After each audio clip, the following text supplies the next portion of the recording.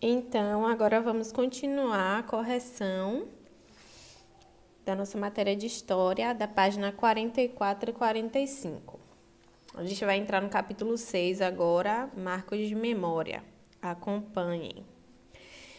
A cidade do Rio de Janeiro apresenta marcos de memória dos povos indígenas e também de outros grupos sociais, como é o caso dos portugueses, que fundaram a cidade em 1565.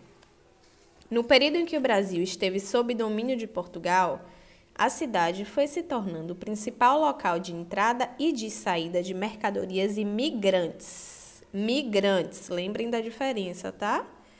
Em 1763, os portugueses estabeleceram a cidade como capital de seus domínios na América. E, a partir de 1808, a administração portuguesa criou diversas instituições na cidade, como a Biblioteca Real, que é a Biblioteca Nacional atualmente, né? E o Museu Real, que é o Museu Nacional. Também tem o Jardim Botânico. Quando o Brasil se tornou um país independente de Portugal, em 1822, a cidade do Rio de Janeiro continuou atraindo portugueses e outros imigrantes de diversas nacionalidades. O primeiro tópico sugere aí pra gente, observe a tabela. Essa tabela são dos imigrantes que foram para os bairros, né, do Rio de Janeiro em 1890. Aí no videozinho tá cortado para vocês um pedacinho da tabela, mas dá para a gente responder as questões porque tá bem na frente. Letra A, qual era o grupo com a maioria de números de imigrantes nos principais bairros da cidade do Rio de Janeiro? Quem respondeu aí, os portugueses, respondeu certo. Olha aí, os portugueses em primeiro da tabela, né, com os maiores números de imigrantes. Letra B, em quais bairros havia maior número de imigrantes desse grupo, que é do grupo de portugueses, com 42.913 aí, Candelária, Santa Rita, Sacramento, São José, Santo Antônio e Santa Teresa. Esses são os bairros que tiveram mais imigrantes portugueses. É o primeiro tópico aí do gráfico.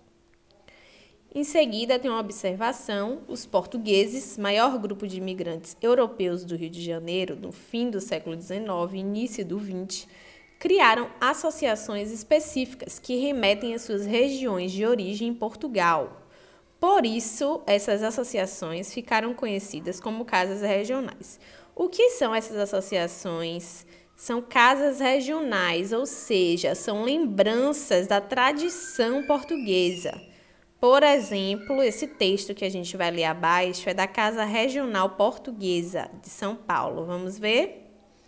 As casas regionais, instituição de caráter local ligadas às tradições e costumes das regiões de onde seus fundadores advêm, são criadas para estabelecer o elo de memória com a tradição e os costumes da terra natal, construindo verdadeiros lugares de memória. Nas casas regionais, os imigrantes e seus descendentes procuravam manter os costumes e as tradições de suas terras natais através de celebrações festivas.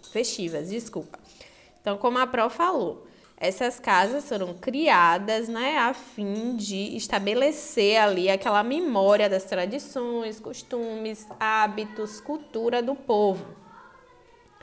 Aí tem a foto da sede.